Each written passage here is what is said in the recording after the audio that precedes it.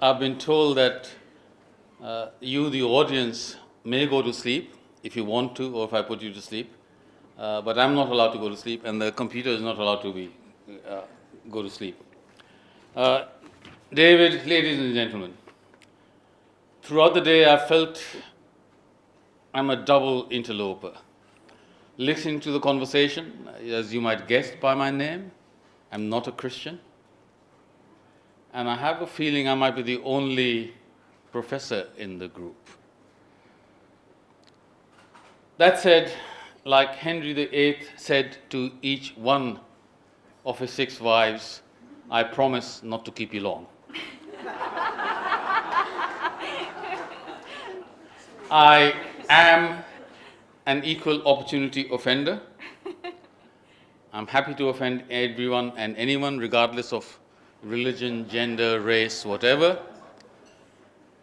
All I can say in my defense is, it is not my intention to offend, but to challenge you. I speak tonight as a proud Australian man of Indian heritage.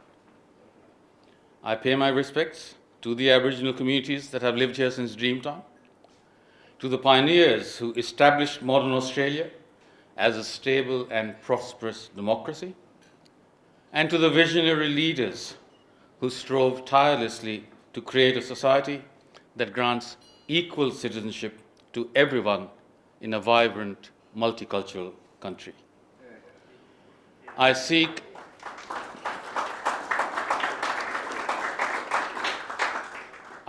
no privilege not available to every Australian, but I do claim every right available to any other Australian.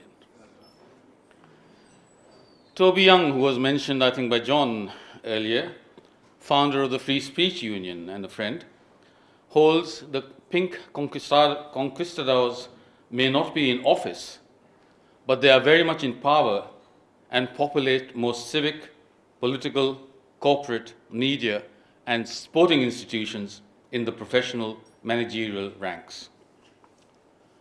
The pathology I want to address is illustrated by the fact that this forum had to have a change of venue. The solution to the pathology: on 19th May, Oxford University Pro-Vice Chancellor Martin Williams told students they must be prepared, quote, to encounter and confront difficult views, including views they find unsettling, extreme, or even offensive, unquote. If you do not have the right to offend, you do not have free speech. Free societies cannot exist without free speech. That is the simple heart of what I want to argue. Now, in political science, we talk about the Overton window, the spectrum of political ideas the public can be persuaded to consider. Anything outside this window is unsafe for politicians to support, regardless of their individual preferences. This, of course, can change over time. Now, the Swedes have an analogous concept called the opinion corridor. Step outside it in today's social media and digital age, and dedicated offense archaeologists will refer your current and past transgressions for investigation to fact checkers, in quotes, who are in reality left-leaning arbiters of opinion and morals, swiftly followed by mob denunciation and cancellation. Their binary, judgmental conclusions sit uneasily alongside the complexity and nuance of contested issues in culture wars. That is the power of the woke mob.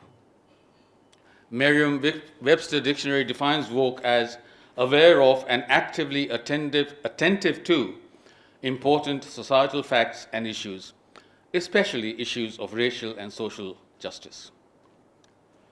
The pursuit of social justice, animated by group rights, has become a war on truth, science, facts, merit, and achievement. The increasingly hegemonic set of ideologies has captured the classroom, boardroom, newsroom, and public and professional institutions, and morphed into cancel culture. In a Kafkaesque self-parody, a study into the censorship of the transgender debate in British universities was itself censored by London's City University, which confiscated the findings of Dr. Laura Favaro and made her redundant after activists accused her of, guess what? Transphobia. The focus on group-based equality of outcomes is fundamentally at odds, equality of outcomes is fundamentally at odds with the reality of individuals' unequal abilities, work ethics, drives, ambitions, and accomplishments.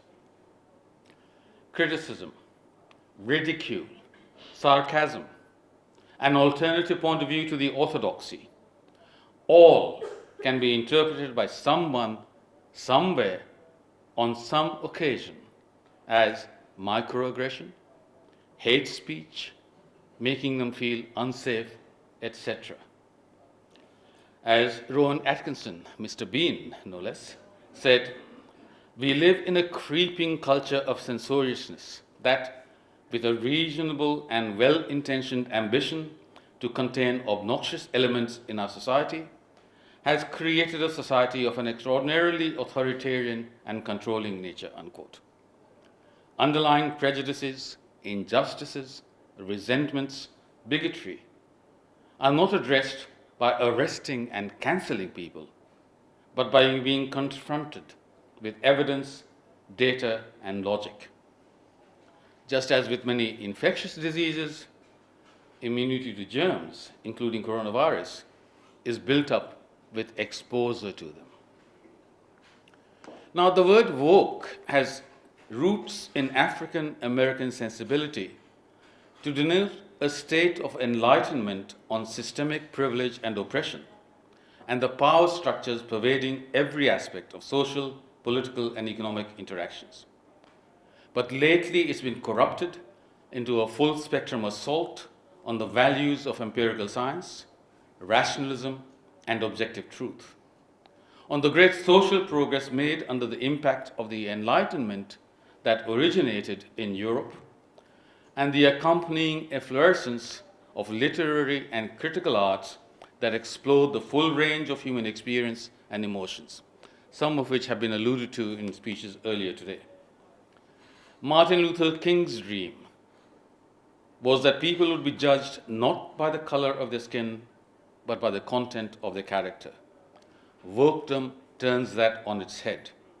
Everything and every person must be judged on pigmentation and gender attributes. Every disadvantage of rank and income is a result of systemic privilege and discrimination, whether oppressor and victim are conscious of this or not. Hence the need for unconscious bias training, which is a very lucrative business if you can gate crash your way into it. So if I didn't have a strong moral compass, I would have considered that as an income supplement scheme. And any hint of a dissenting opinion or question is very quickly weaponized. So it's a good question. Of the children on the screen, only one complained that her childhood was stolen. Think about that. Wokeness is a degenerate prodigy of political correctness. It once seemed crazy but harmless, the product of shallow ideas, toddler tantrums, and immature passion. Yet it is depressingly clear by now that these ideas have captured culture and economy-defining institutions, while our societies are imploding in the obsession to become more diverse. China is quietly getting on with becoming more dominant. The serious point of this slide is that children with real problems don't have time to worry about these issues. And it's our kids who have the luxury to be able to afford it who are obsessed with these questions. We discussed already the example of Maura Deeming. a woman MP must not engage in a robust defense of women's voice and rights. Queensland's Minister for Women and Attorney General, Shannon Fentiman, insists, quote, anyone that identifies as a woman is a woman, this quote demonstrates to me grammatical as well as biological illiteracy. Anyone that identifies.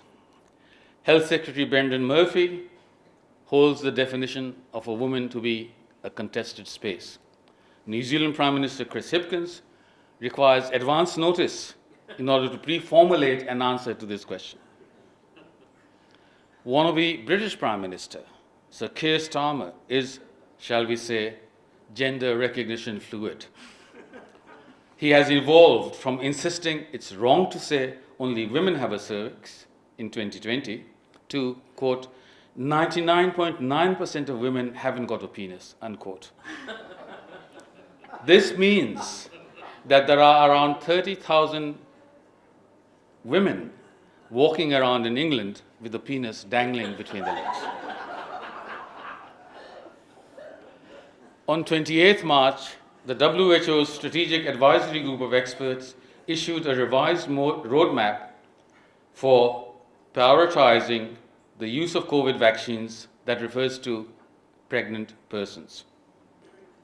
Why would we accept this organization as an authority on medical science or take any of its medical advice seriously? Sex-based differentiation is observable at every level of biological function.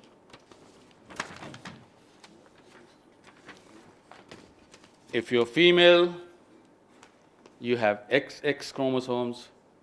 If you have male, you have one X, one Y. In case it needs re-saying, a man has a penis, testicles, chest, and ejaculates sperm.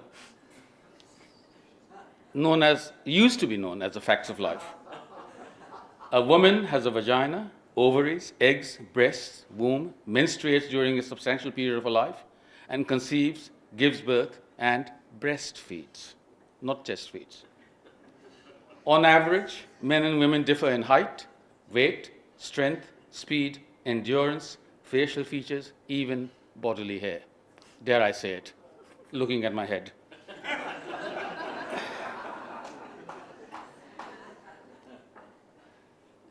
The voice that has been referred to is part of the woke agenda in the sense that to be a good Australian is to support the voice. But this confuses feeling good about one's own virtue with doing good for the Aborigines.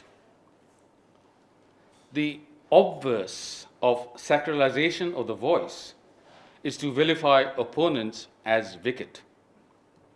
But the voice will codify the grievance of the present generation of activists and be weaponized by successive generations to pursue ever more radical agendas. Yet the disconnect with practical deliverables will ensure its failure to expiate white guilt. To be clear, I oppose the voice without any qualifications because I have been a lifelong fighter against racial discrimination in any and every form. So I oppose the voice both from an ethic of conviction in principle, because it will inject the poison of racial preferments into the very constitutional heart of the Australian nation. And I oppose it from the ethic of consequences, because it will have very little, if any, positive impact on closing the gap in terms of the dysfunctionality and the disadvantages, and it will have many perverse and pernicious consequences. You know, as a lifelong student of governance and global governance and good governance, human beings have shown a genius in making any problem permanent by creating a bureaucracy to manage it. Because if you think about it, that bureaucracy has a very powerful vested interest to keep the problem going, to keep the grievance alive, to use the reality of continued grievance to grow their budget, their resources, and to exercise parasitical influence over every other part of governmental machinery. What planet are these people living on if they believe that a constitution, sorry, I lived in Canberra for a long time, that a constitution is not going to be interpreted by the High Court? Anything in the constitution is subject to final interpretation by the High Court and only by the High Court. So this will enable activist judges to engage in judicial adventurism long after we are no longer on the scene. And there's nothing the politicians can do about it. It has already created divisions within the Aboriginal communities, within the lawyers, within the judges, between the community at large.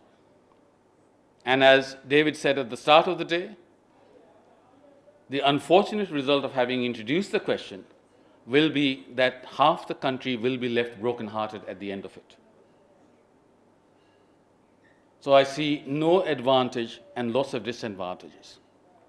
And if people want to have, at any level of sophistication and scholarship, a debate with me on why, well, let me rephrase a common saying.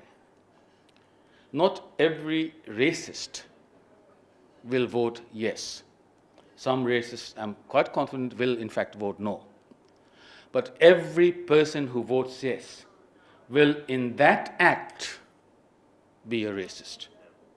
They may not be racist in general, but in that act they will be racist in the assumption that Aborigines deserve to be wards of the state in permanent tutelage, as opposed to responsible individuals in themselves, capable of full self-fulfillment and actualization, in dividing Australians by racial origins and ancestry, in conferring privileges of citizenship on one group by race that is not available to any other group, and so on and so forth.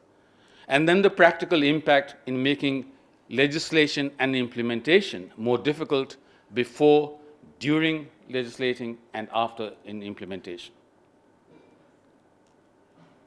It is so unequal an equation that I find it difficult to believe that we have actually gone down this path so far already. But of course, it fits into a wider current across the Western world that have seen whites accused of deep-seated, irredeemable, and systemic racism, the beneficiaries and carriers of white supremacy, statues toppled, curricula decolonized, which in practice means the erasure of white history, success, identity, and culture, and dissenters cancelled.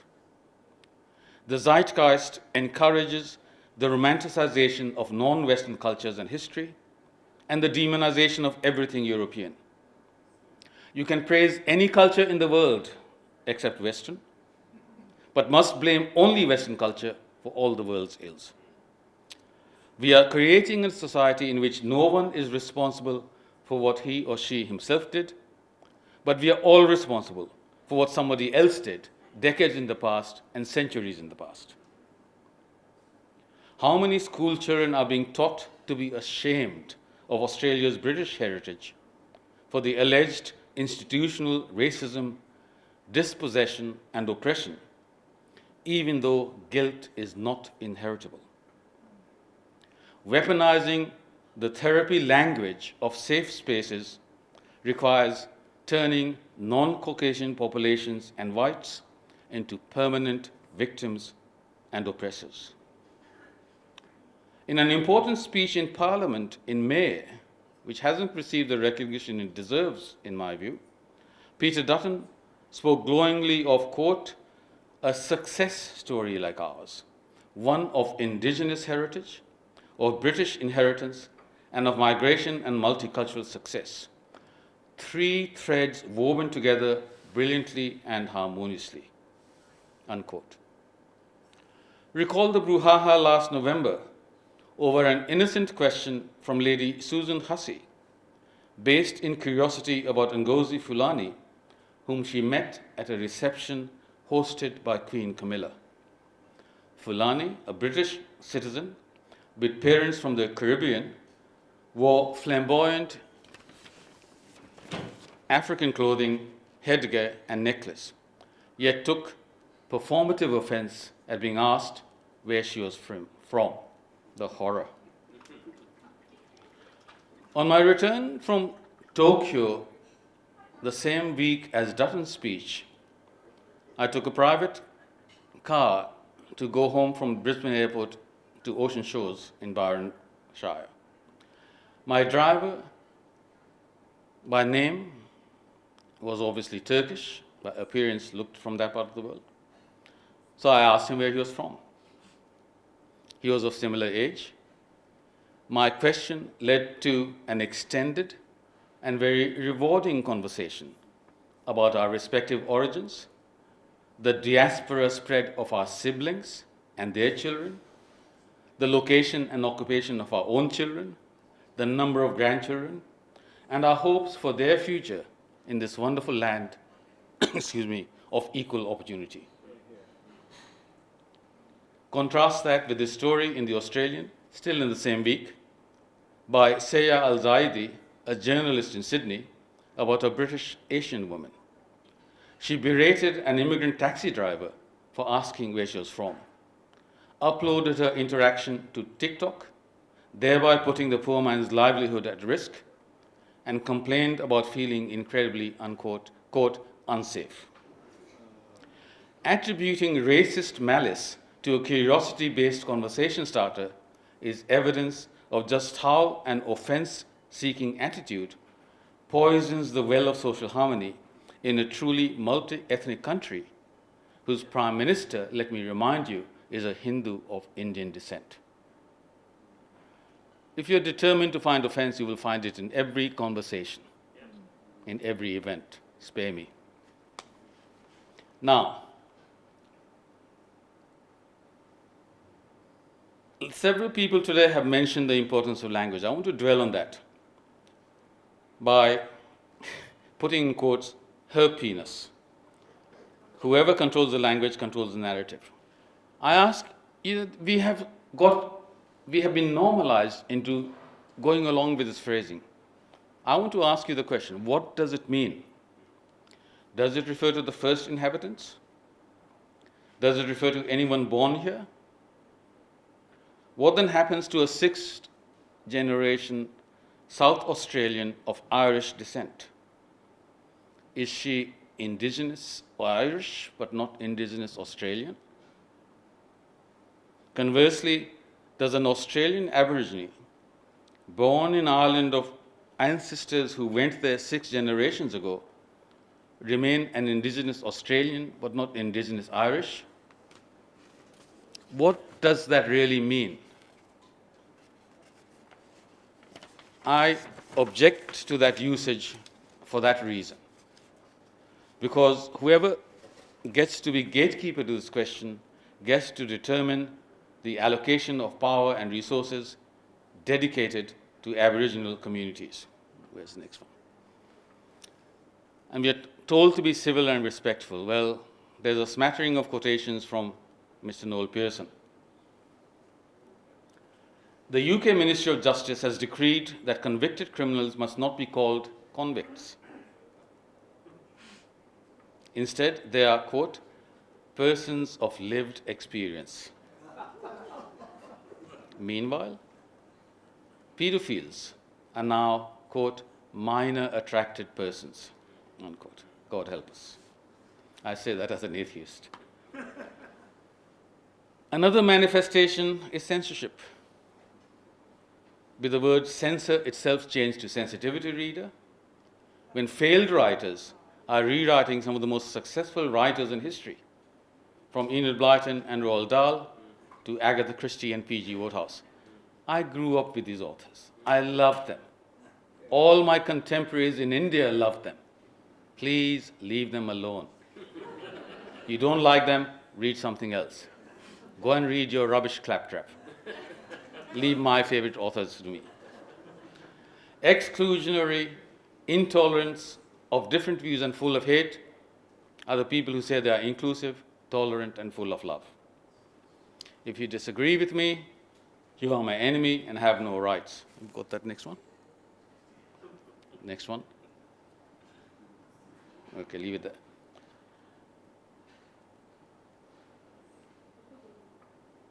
There is, I'm not sure if I have it on my PowerPoint actually, a 18-minute video with Megyn Kelly that I think you should watch and circulate, which is a brilliant takedown of how she will no longer go along with this language of identifying biological males who have transitioned with the pronouns she. A lot of gender reassignment surgery is actually gender mutilation, surgical mutilation. Yet in our twisted world, gender affirming sounds not just innocuous, but actually positive, whereas female genital mutilation? What exactly is the difference between the two? On second thought, strike that question. I don't really want to know. The US produces more Wokery than can safely be consumed at home and exports it instead, the surplus, to the UK and Australia. This is well exemplified in people of color. This phrasing is racist, offensive, and insulting, implying there's white folk and then the also-rans. It is also empirically wrong. We are not a monolithic cohort to be classified at the whim of the Caucasian, who make up a small fraction of the world's population. I am happy to be called anyone of Australian, Indo-Australian, Australian of Indian origin, Indian or Asian. We don't call Caucasians people of no color. Besides, whites are the real people of color.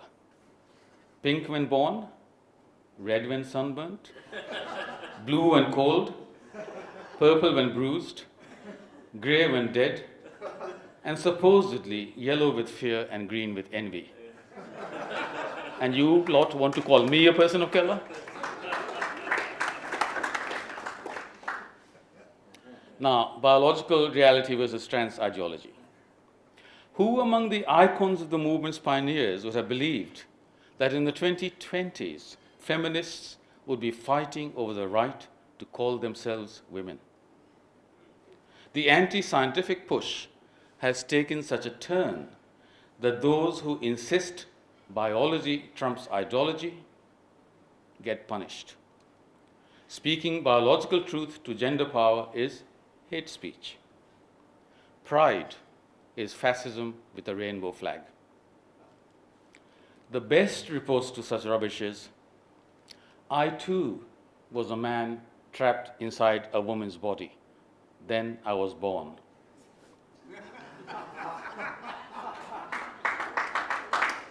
The perverse but predictable consequence is that the willful suspension of biological reality with pretend facts is a threat to women.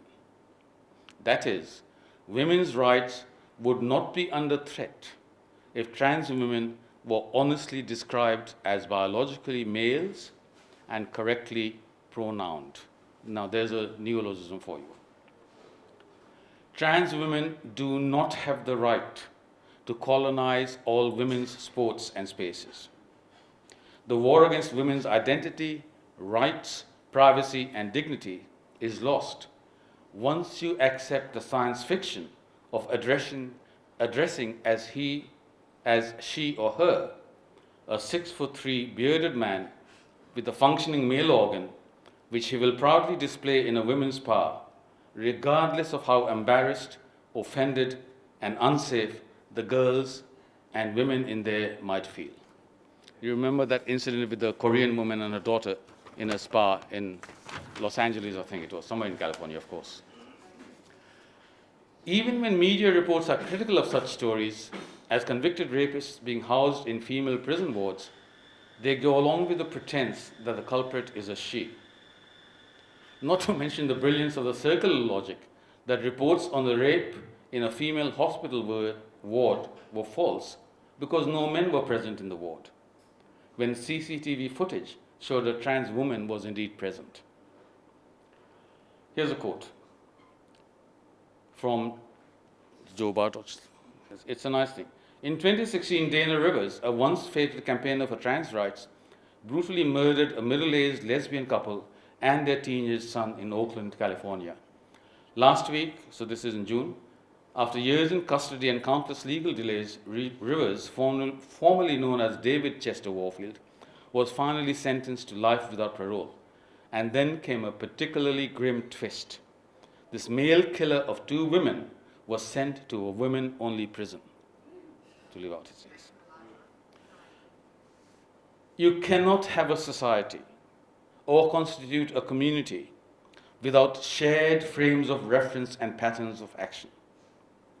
Pronouns are a social linguistic device for objectively differentiating males from females, not a matter of individual subjective preference.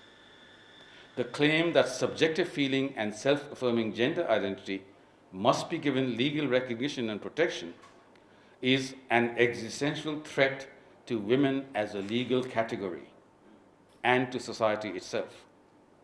Because it is limited to Western societies, this phenomenon, it is an existential threat to Western society. I like that one. Okay, next one. The Cambridge Dictionary definition of nihilism, a belief that all political and religious organizations are bad, or a system of thought that says that there are no principles or beliefs that have any meaning or can be true. That seems to be where we are at today. There is good reason to create women-only spaces in toilets, change rooms, refuges, crisis services, prisons, and sports. Efforts to use the full force of the law to coerce and compel everyone to genuflect to biologically false facts is reminiscent of communist totalitarian systems where people must show obedience to party diktats or risk the public humiliation of show trials, confession of errors, and spells in re-education camps. How many victims will it take before authorities move to protect women prisoners from manipulative and abusive male predators? And referencing my earlier comment today, how many children will be sacrificed on the altar of the ideology of gender-altering surgery before the medical profession calls a halt?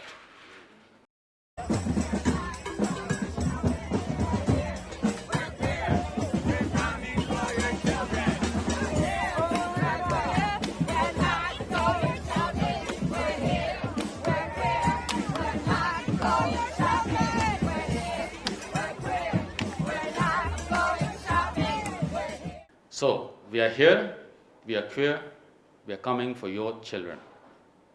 They could not make their intentions clearer than that. Next slide. Next one. Now, there is a suggestion that when they say that, they're not really saying what they were trying to do. They are mocking the critics. I like this one. Go back. I like this one, though. Anyone with teenage children will recognize that. After the chaotic scenes of violence in Auckland, Posey Parker cancelled the scheduled Wellington event and instead returned home, having feared for her life, because the cops were conspicuous by their absence, not there to control the mob venting fury at women who dare to have a voice.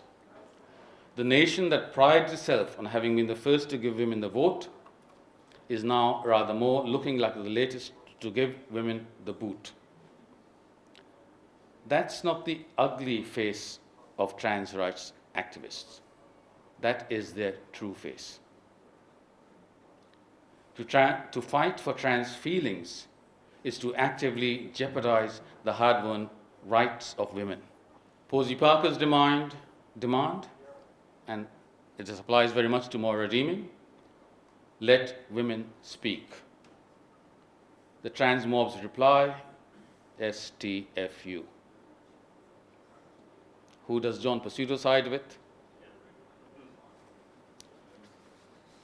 The self-righteous, self-congratulatory, juvenile trans idiot who doused Parker in tomato juice in Auckland justifies her actions thus, quote, Parker is advocating for our genocide, and I want her to be full of blood, unquote. By promoting the cult of victimhood, martyrdom, and vengeance, they are veering dangerously close to terrorist rhetoric and actions. It's a logical culmination of violence, hatred, and threats directed at anyone who questions the radicalization of the self-ID agenda, most prominently J.K. Rowling. She has been threatened with rapes, deaths, and murder, threats for which no one has so far been charged. In this transformation of perpetrators of violence into victims of oppression, the characterization of critics as Nazi torturers and enablers is an essential tool for justifying the intolerance, hate, and violence directed by the trans activists at women's rights activists. It seems to me we are at an inflection point in the culture war against Western civilization. The ultimate goal of the culture warriors is to change the face of society by replacing the concerns of the majority, family-centered prosperity, growth, opportunity, decent housing, kids' education, old age pension, with their newer priorities, race, gender, decolonization. These radical ideologies have lain dormant but are now metastasizing dangerously fast. The intention is to make challenging their ideology functionally and then statutorily illegal, for example, by outlawing dead naming, barring opponents from participation in civil society, and banishing them from the public square. Gender-neutral language is neither neutral nor inclusive, but anti-woman. It erases more than half of humanity as a distinct category and excludes their rights to safety, dignity, and privacy. You really want to see what that means? Go to any traditional society in a poor country, including India, including my home state of Bihar. That is not a battle or war that has been won by the women there. Still very much ongoing, and believe you me, it is very, very real. Preferred pronouns are the poster child for the woke movement that's seldom right, but always certain. How can you possibly refuse someone you call she or her the right to use a woman's toilet or change room, or the right to compete in a women's swimming competition? Yet, in the Alice in Wonderland world in which we have all allowed ourselves to be trapped like frogs in water brought ever so gently to the boil, a UK teacher was sacked for misgendering a pupil. Maths teacher Joshua Sutcliffe believes biological sex is immutable and refused to address a female pupil who identifies as a male with her preferred pronouns. Instead, he included this student in a general statement to the classroom saying, "Well done, girls." For that, he was sacked for misgendering. In May, the Teaching Regulation Authority convicted him of refusing to treat the student with due dignity and respect. Pause a moment to think about the enormity of this case. The state can compel you, on pain of being fired, to speak a biological lie. Transgender athletes, biological males asserting they are women to compete against females, are cheats. Women's sport was not created as a separate category for males who cannot cut it in men's competition. Nor was it to affirm identity, but to ensure fair competition and increasingly equal prize money. And if they stand on the medalist podium, they are also thieves with no shame, who have stolen the honor, recognition, prize money from the female competitors and their dreams, hopes, and ambitions. It breaks my heart to see girls and women lose out on these opportunities. Does it break yours? The control of language is central to this effort. That is why I propose, from now on, each one of us individually turn DEI into DIE. Diversity, inclusion, and equity. Let woke come to die. The debate on trans language is not an argument about human rights. It's an argument fundamentally over truth and science versus lies and dogma. I'm sorry to use the word dogma in a Christian context. So are we at the second coming or the fin de siècle of Western culture? I say that because rarely can Yeats' warning in the second coming have been so apposite. The blood-dim tide is loosed, and everywhere the ceremony of innocence is drowned. The best lack all conviction, while the worst are full of passionate intensity. Too many have been cowed into silence and go along with males claiming the vulnerability of women, the better to exploit, exclude, and prey on women. It speaks to the power of men to deny the essence of womanhood. None of this would be possible without first denying that sex is a biological fact that cannot be subsumed under gender as a social construct. Having said that, is some revelation at hand? In the US, as we've heard, outraged parents are wresting back control from ideological extremists who have captured school boards, even if, remarkably, the Biden administration threatens to send FBI agents against these domestic terrorists. In the UK, the trans self-ID issue brought down Nicola Sturgeon in Scotland, and outfits like Stonewall, Tavistock Gender Clinic, and trans charity Mermaid have suffered major setbacks after coming under public scrutiny. Prime Minister Rishi Sunak has committed to inserting biological sex as a protected category under the Equality Act to make it easier to maintain women-only safe spaces and sports.